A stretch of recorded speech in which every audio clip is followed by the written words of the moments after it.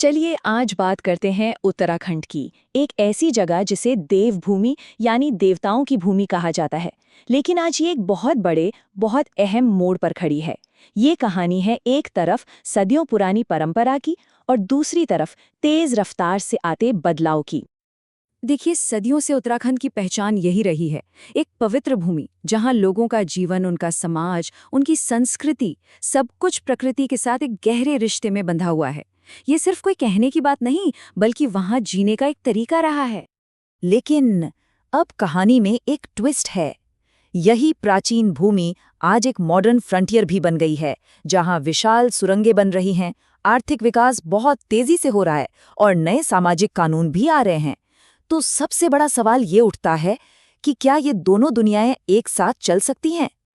तो चलिए इस विरोधाभासों की भूमि को, इस लैंड ऑफ कॉन्ट्रास्ट को जरा और करीब से समझते हैं। पहले हम इसकी आत्मा को, इसकी जड़ों को जानेंगे और फिर देखेंगे कि आज का आधुनिक विकास इसे कैसे बदल रहा है।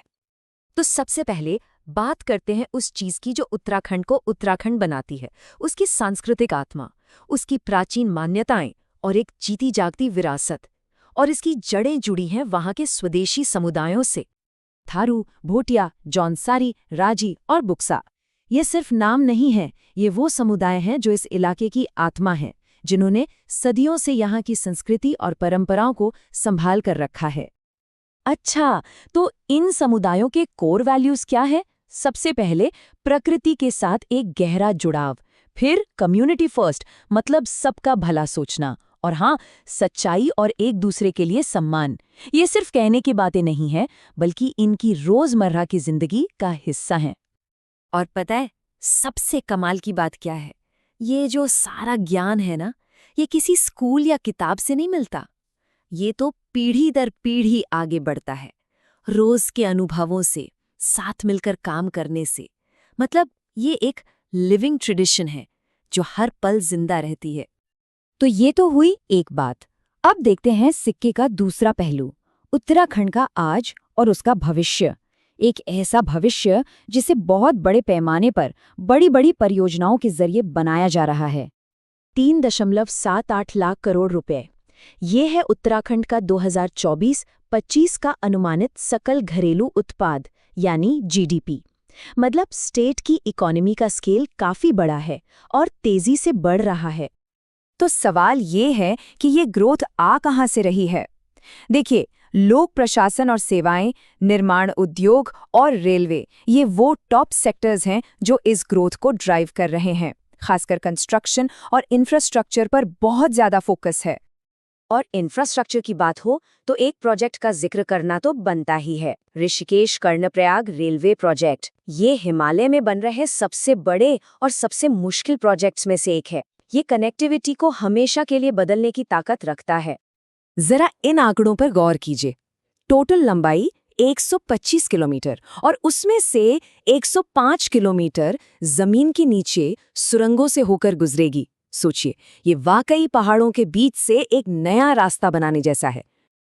अब हिमालय जैसे मुश्किल इलाके में सुरंग बनाना कोई बच्चों का खेल तो है नहीं। यह साइज्मिक जोन 4 में आता है, मतलब भूवैज्ञानिक चुनौतियां बहुत हैं। और यहीं काम आती हैं टीबीएम यानी टनल बोरिंग मशीन।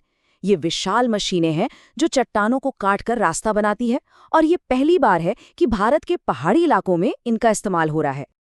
लेकिन देखिए, बदलाव सिर्फ जमीन पर नहीं हो रहा, पहाड़ों के साथ साथ समाज के ताने बाने को भी एक नया आकार दिया जा रहा है, नए कानूनों के जरिए।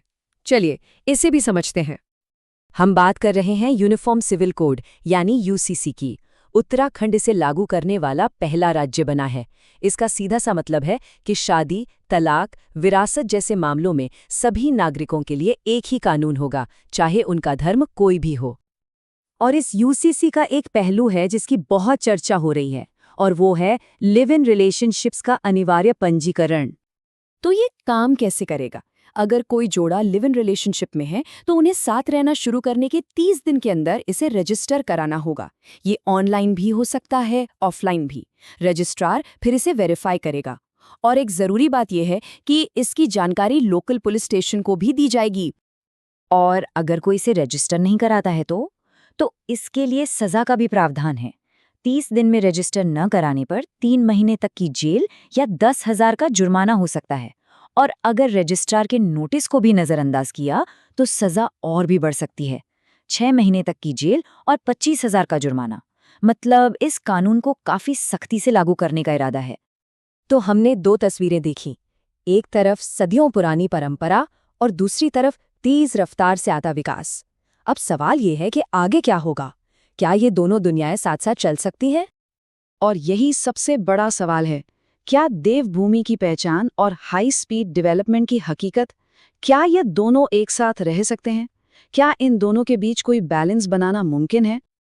आखिर में ये कहानी सिर्फ उत्तराखंड की नहीं है। यहाँ का भविष्य पहाड़ों को काटकर और कानूनों में बदलाव करके लिखा जा रहा है। और यहाँ से जो नई पहचान बनेगी वो हम सबके लिए एक सबक होगी। ये दिखाएगी कि जब परंपरा का सामना आधुनिक महत्वाकांक्षा से होता है तो क्या होता है।